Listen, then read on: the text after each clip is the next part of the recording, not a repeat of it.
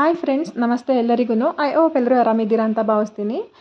ನೋಡಿ, ನಾನು ಇವತ್ತು ಮತ್ತೆ ಕಾಕ್ರೋಚಿಗೆ ಒಂದು ಸಿಂಪಲ್ದು ಮನೆಯಲ್ಲೇ ಟಿಪ್ಸ್ ತೊಗೊಂಡು ಬಂದಿದ್ದೀನಿ. ನಿಮಗೆ ಜಿರಳೆ ಮಾರ್ನಿಂಗಲ್ಲೂ ಬರ್ತಿರ್ತವೆ, ಮತ್ತು ನೈಟಲ್ಲಿ ಮಲ್ಕೊಳ್ಳೋಬೇಕಿದ್ರೆ ನೀವು ಈ ಒಂದು ಕೆಲಸನ ಮಾಡಿಬಿಟ್ರೆ ಸಾಕು, ಬೆಳಗ್ಗೆ ಅಷ್ಟರೊಳಗಡೆ ಎಷ್ಟು ಜಿರಳೆಗಳಿದ್ರೂ ಕೂಡ ಅವಲ್ಲೇ ಸತ್ತು ಬಿದ್ದಿರ್ತವೆ. ನೋಡಿ, ಸಿಂಪಲ್ ಅಂದರೆ ಸಿಂಪಲ್. ಇದು ಒಂದು ಟೊಮೊಟೊನ ಕಟ್ ಮಾಡ್ಕೊಬೇಕು. ಕಟ್ ಮಾಡಿದಾದಮೇಲೆ ನೋಡಿ, ಇದು ಪಲಾವ್ ಎಲೆ ಅಂತೂ ಎಲ್ಲರ ಮನೆಯಲ್ಲೂ ಈಸಿಯಾಗಿ ಸಿಕ್ಕೇ ಸಿಗುತ್ತೆ.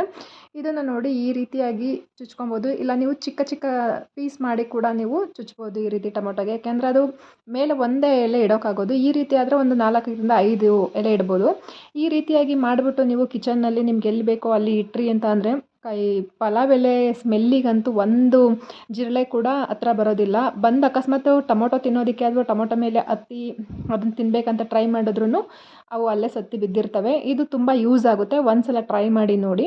ಸೆಕೆಂಡ್ ಒಂದು ಏನಪ್ಪ ಅಂತ ಹೇಳಿದ್ರೆ ಟಿಪ್ಸು, ಇದು ಬಂದು ನಿಮಗೆ ಪಾಸಿಟಿವ್ ಎನರ್ಜಿನ ಮನೆಯಲ್ಲಿ, ಪಾಸಿಟಿವ್ ವೈಬ್ಸು ಏನಿದೆ ಅದನ್ನು ಇನ್ಕ್ರೀಸ್ ಮಾಡೋದಕ್ಕೋಸ್ಕರ, ನಿಮ್ಮ ಮೈಂಡ್ ಮನಃಶಾಂತಿಗೋಸ್ಕರ ನಾನಿಲ್ಲಿ ಒಂದು ಕ್ಯಾಂಡಲ್ ಲೈಟ್ ಹೇಳ್ಕೊಡ್ತಾ ಇದ್ದೀನಿ. ಇದನ್ನು ನೀವು ಪ್ರತಿದಿನನಾದರೂ ಮಾಡಿ, ವಾರಕ್ಕೊಂದು 2 ಟೈಮ್ಸ್ ಆದರೂ ಮಾಡಿ. ತುಂಬ ಅಂದರೆ ತುಂಬ ಹೆಲ್ಪ್ಫುಲ್ ಇರುತ್ತೆ, ಮತ್ತು ನಿಮಗೆ ತುಂಬ ಒಳ್ಳೆ ಪಾಸಿಟಿವ್ ಎನರ್ಜಿ ಕೂಡ ಮನೆಯಲ್ಲಿ ನಿಮಗೆ ನೆಲೆಸುತ್ತೆ. ಇದು ಕೂಡ ಅಷ್ಟೇ ತುಂಬ ಸುಲಭ ಇದೆ. ನೋಡಿ, ನಾನು ಒಂದು ಇಲ್ಲಿ ಗ್ಲಾಸ್ ತೊಗೊಂಡಿದ್ದೀನಿ. ಅದಕ್ಕೆ ಇಲ್ಲಿ ಒಂದು 3ರಿಂದ 4 ಟೇಬಲ್ ಸ್ಪೂನ್ ಆಗೋಷ್ಟು ಉಪ್ಪು ಹಾಕ್ಕೊಂಡಿದ್ದೀನಿ. ಒಂದು ಲೆಮನ್, ಇದು ಹಸಿ ಇರೋವಂಥದ್ದು ಲೆಮನ್ನು, ನಿಮಗೆ ಗ್ರೀನ್ ಕಲರಲ್ಲಿದ್ದರೆ ತುಂಬ ಸ್ವಲ್ಪ ಚೆನ್ನಾಗಿರುತ್ತೆ.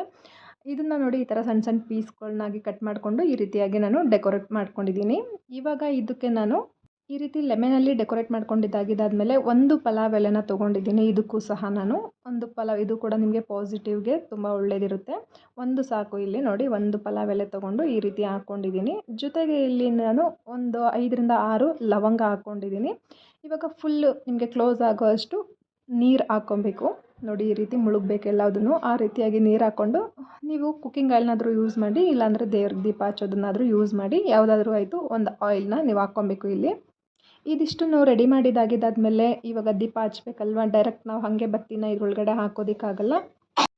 ಅದಕ್ಕೋಸ್ಕರ ನಾನು ನೋಡಿ ಇಲ್ಲಿ ಮನೆಯಲ್ಲಿ ಪ್ಲಾಸ್ಟಿಕ್ ಒಂದು ವೇಸ್ಟ್ ಪ್ಲೇಟ್ ಇತ್ತು, ಅದನ್ನು ಈ ಥರ ರೌಂಡ್ ಶೇಪಾಗಿ ನಾನು ಕಟ್ ಮಾಡ್ಕೊಂಡಿದ್ದೀನಿ. ನೋಡಿ, ಇವಾಗ ಇದಕ್ಕೆ ನಾವು ಈಸಿಯಾಗಿ ಈ ರೀತಿ ಬತ್ತಿ ಹಾಕಬೇಕು. ಯಾವಾಗಲೂ ಬತ್ತಿನ ಸಿಂಗಲ್ ಹಾಕಬಾರ್ದು. ನೀವು ಯಾವುದೇ ದೀಪ ಹಚ್ಚಿದ್ರೂ ಡಬಲ್ ಬತ್ತಿನೇ ಹಾಕಬೇಕು, ಸಿಂಗಲ್ ಬತ್ತಿ ಹಾಕಕ್ಕೆ ಹೋಗಲೇಬೇಡಿ.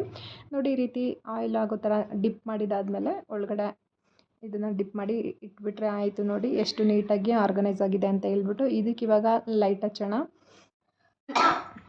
ಇದಿಷ್ಟು ಮಾಡಿದರೆ ಸಾಕು, ನಿಮಗೆ ಒಂದು ಒಳ್ಳೆ ಕ್ಯಾಂಡಲ್ ಕೂಡ ಆಗುತ್ತೆ, ಮತ್ತು ಹಾಗೆ ಮನೆಯಲ್ಲಿ ನಿಮಗೆ ಪಾಸಿಟಿವ್ ವೈಬ್ಸ್ ಕೂಡ ಕ್ರಿಯೇಟ್ ಆಗುತ್ತೆ. ನಿಮ್ಮ ಮೈಂಡ್ ಕೂಡ ತುಂಬ ಫ್ರೆಶ್ ಆಗಿರುತ್ತೆ. ನಿಮಗೆ ಯಾವುದೇ ನೆಗೆಟಿವ್ ಎನರ್ಜಿ ಕೂಡ ಮನೆಗೆ ಬರೋದಿಲ್ಲ. ಆರಾಮ್ಸೆ ಆಗಿ ನೀವು ಒಳ್ಳೆ ರೀತಿಯಲ್ಲಿ ದಿನ ಕಳಿಬೋದು ಅವತ್ತಿನ ದಿನನ. ಈ ವಿಡಿಯೋ ಇಷ್ಟ ಆಯಿತು ಅಂತ ಹೇಳಿದ್ರೆ ಪ್ಲೀಸ್ ಒಂದು ಲೈಕ್ ಮಾಡಿ, ಹಾಗೆ ವಿಡಿಯೋನ ಆದಷ್ಟು ಶೇರ್ ಮಾಡಿ. ಇನ್ನು ಯಾರೆಲ್ಲ ಸಬ್ಸ್ಕ್ರೈಬ್ ಮಾಡ್ಕೊಂಡಿಲ್ಲ, ಇವಾಗಲೇ ಸಬ್ಸ್ಕ್ರೈಬ್ ಮಾಡಿಕೊಂಡು ಪಕ್ಕದಲ್ಲಿರೋ ಬೆಲ್ಲೈಕನ್ನ ಕ್ಲಿಕ್ ಮಾಡಿ. Thank you.